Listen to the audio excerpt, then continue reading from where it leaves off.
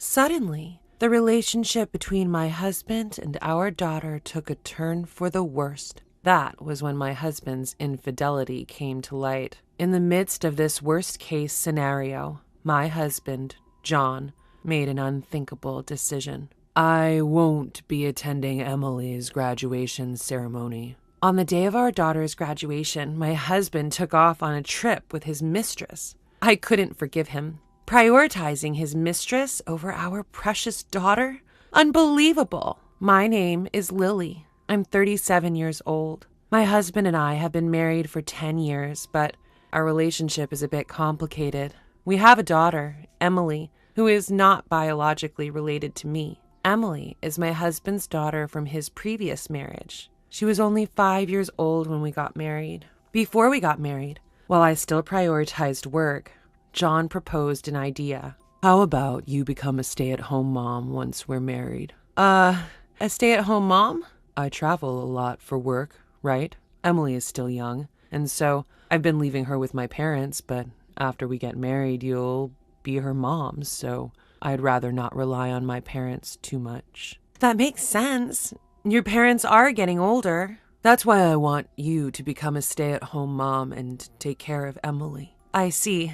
Okay, I understand. As per his request, I resigned from the company I've been working for. Upon getting married, I became a full-time mother. It's not that I wasn't anxious about becoming a mother. After all, my husband's previous marriage ended because of his ex-wife's infidelity. I was worried about how young Emily would perceive me. However, despite my worries, Emily's friendly nature allowed us to bond quickly. Honey, let's draw together. Really? I love drawing. After we finish drawing, we can go shopping together. Let's go. I want to help you prepare dinner too.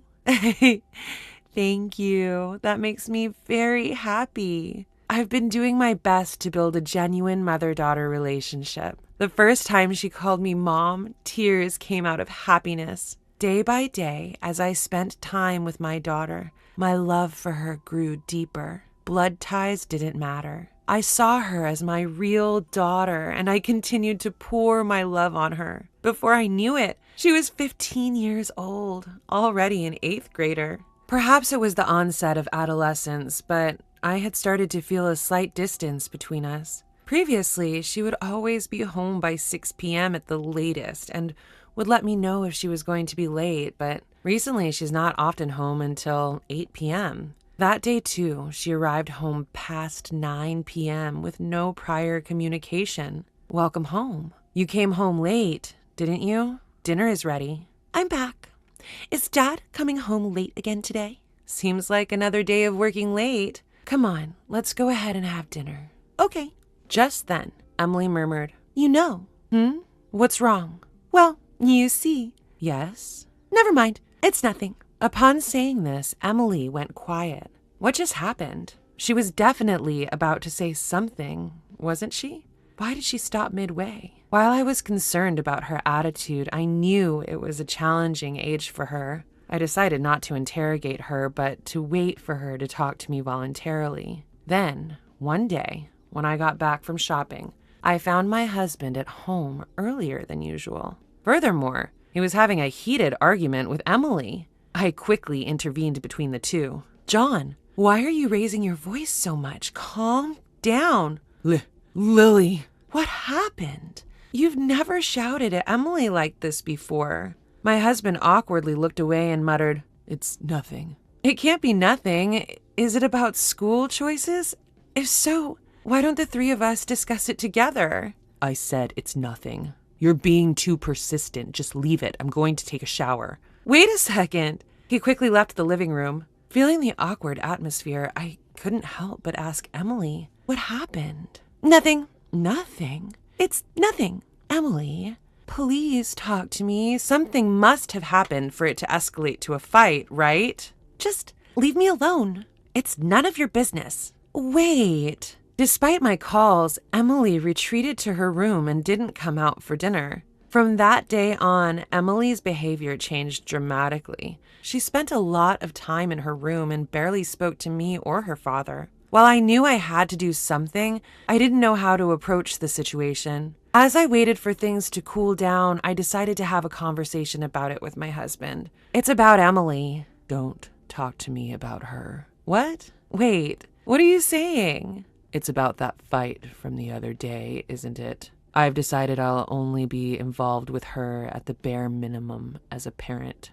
What? Don't be so irresponsible. Emily must be struggling with something. I don't care. She rebelled against me. What's that supposed to mean? Despite my repeated inquiries, he refused to explain why they had argued. Eventually, my husband made a statement that made me question my own ears. I won't attend Emily's graduation ceremony. What? Wait a minute. A middle school graduation ceremony is a once-in-a-lifetime event? I don't care. I've decided not to go, so you go alone. No way. No matter how much I tried to persuade him, he refused to listen. I tried to invite him multiple times after, but he remained adamant about not going, consistently refusing. It's her graduation ceremony, for goodness sake. I don't want to upset Emily. I have to somehow convince him to attend. As I was waiting for the right moment to bring up the conversation again, something happened. While cleaning my husband's room as usual, I found an envelope wedged in a gap in his bookshelf. When I opened the envelope, I found 2 round-trip tickets for a train to Chicago. Why were there 2 of the same tickets? If it were a business trip, he wouldn't need 2, would he? That's when I realized. The departure date printed on the ticket was the same day as Emily's graduation. I had a bad feeling about this. I immediately hired a private investigator to confirm my suspicions. A few days later, my fears were confirmed. It was revealed that my husband had been having an affair behind my back. The investigator laid out a series of photographic pieces of evidence and calmly explained the findings. Well, it appears your husband is indeed having an affair. The other woman seems to be a junior colleague from his company. I see. I never noticed because he's been working late and traveling a lot for work. I hate to break it to you, but during our investigation period, not once did he work late. Every day he was either at the woman's house or out dining with her. I see. It seems he's planning to take a week's trip to Chicago with this woman. At that moment, both trust and affection for my husband vanished into thin air. I couldn't believe it. Not only was he having an affair while having a family, but he was also planning a trip with his mistress on our daughter's graduation day? I absolutely can't forgive this behavior. When I got home, I started looking for a new place to live so I would be ready to leave at any moment. I also made the decision to return to the job I'd once quit.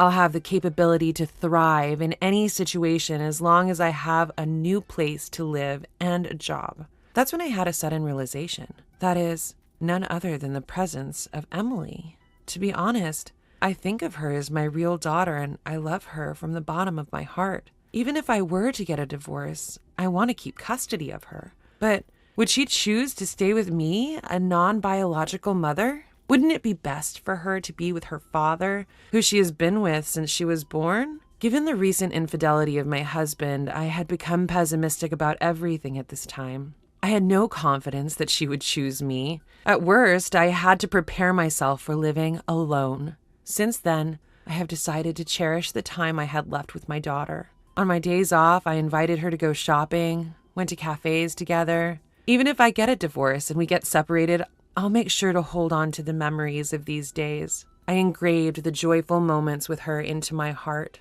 While eating out together, I decided to casually bring up the topic of her graduation ceremony. Your dad said he can't make it to your graduation ceremony. Oh, really? I'm sorry. He seems to be busy with work, but I promise I'll be there. Okay, I'm fine with just you. I don't need anyone else. As expected, Emily's reaction was rather indifferent. Seeing my own daughter like this, I couldn't help but feel indescribable emotions. Graduation day has arrived. When I woke up in the morning, my husband was already gone. I guess he went on a trip with that mistress. Of course, I attended the graduation ceremony alone. As I watched my daughter receive her diploma, tears welled up in my eyes. She was so small when we first met. I don't want to let her go. My feelings were growing stronger, but I kept telling myself it's time for me to decide, and forcibly suppressed my emotions. After the graduation ceremony ended smoothly, we returned home. Before my husband comes home, I'll tell Emily everything and leave the house. I had decided that, but when it came to it, I couldn't bring myself to start the conversation. As I hesitated for a moment, my daughter spoke up. "Hey, Mom, even if we're not biologically related, you're still my mom, right?" "What?" Despite being taken aback by her words, I confidently responded, "What are you saying? Of course I am. I'm always going to be your mom." "Yeah, I thought so. I'm glad to hear that." The moment I saw her smiling warmly, my heart instantly felt lighter. Now's the time. With that thought, I made up my mind and decided to open up and share everything. "Emily, I'm thinking of divorcing your father." "Yeah, I think that's a good idea." "What?" I was surprised at how easily she accepted the idea of divorce. Are you okay with it? The divorce, I mean?" "It's okay. You found out about his affair, didn't you?" "Wait, did you?" "Yeah, Dad's having an affair." "How did you?" "I happened to witness his affair that day. When I confronted him, we ended up in a big fight." That day she was referring to was the day that they had that loud argument some time ago. She had coincidentally spotted her father and his mistress in public and confronted him, which ended up turning into a heated argument. My eyes started to burn, and my vision became blurry. Was she carrying this burden all by herself this entire time? The thought made my chest tighten with unease. Holding back my tears, I looked Emily straight in the eye. "You can choose who you want to be with. It's your decision." "What are you talking about? I am definitely going with you." "Are you sure?" "Of course. I don't need a dad who cheats when he has a family at home. He's not worth being around." "Emily, you're my only family." I tightly embraced her. That's how it was decided that I would take her in. Our actions following this were quick. We somehow managed to complete the move before my husband returned from his trip, carrying our belongings into the new house we'd already contracted. Since I had everything planned ahead, the process ended up being quicker than I expected. 1 week later. Seemingly noticing the divorce papers on the desk, my husband called. "Hey, Lily, what the hell is this about these divorce papers?" "They mean exactly what you think. Let's get a divorce." "Are you still mad about me missing the graduation ceremony?" "It was because of work. I had no other choice." I was utterly disgusted with my husband, who even now was still trying to play dumb. "Work. Right. What's that supposed to mean? I'm always busy with my business trips. By the way, did you attend the graduation ceremony as planned?" "Yes. Next, it's time for me and Emily to graduate from you." "Huh? What are you?" "Did you have fun? Your trip with your junior colleague? Mary, was it?" What are you talking about?" "Then explain what this is about." Upon sending the evidence photos from the detective via iMessage, my husband became visibly shaken and struggled to find his words. Why would you secretly take photos like this? Are you a stalker? That's disgusting."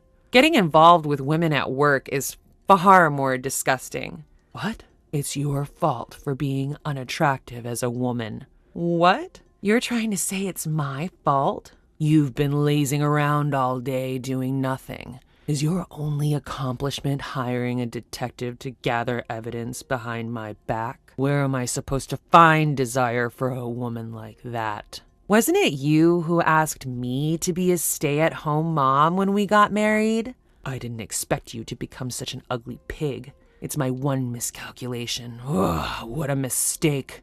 I vented my rage at him without holding back. "By the way, make sure to submit those divorce papers, all right? Oh, and I'll be properly claiming alimony as well as child support, so be prepared for that."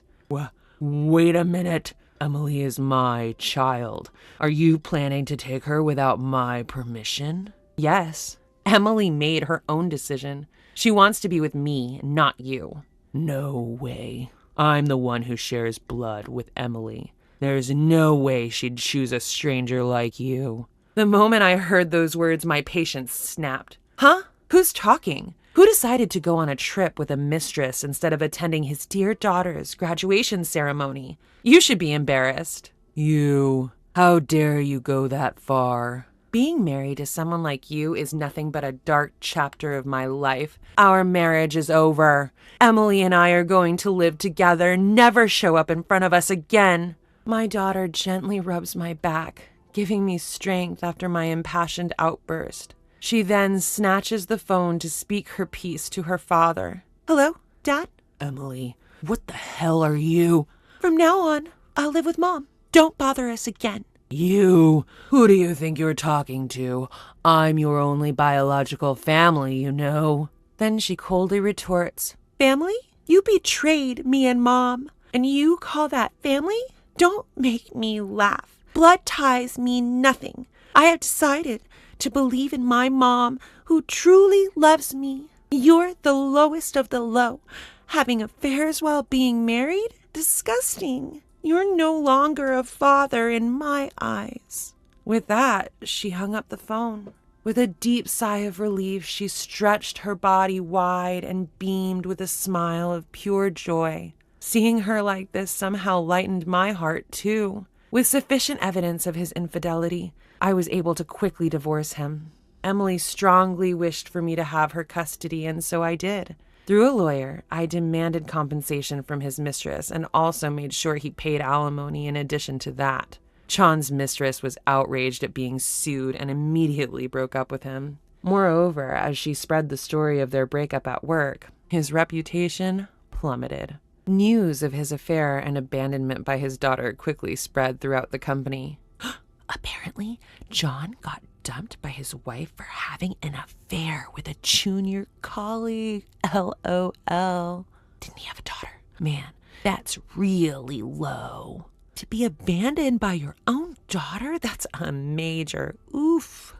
LOL. When the company investigated the rumors, his misdeeds came to light one after another. He had been taking his mistress on business trips and inflating his expense claims. He was promptly fired and ordered to pay back all the fraudulent travel expenses. Having lost everything, he moved into a cheap apartment and is apparently living a difficult life. There's nobody to lend him a hand, and he'll probably remain lonely and impoverished in the future as well.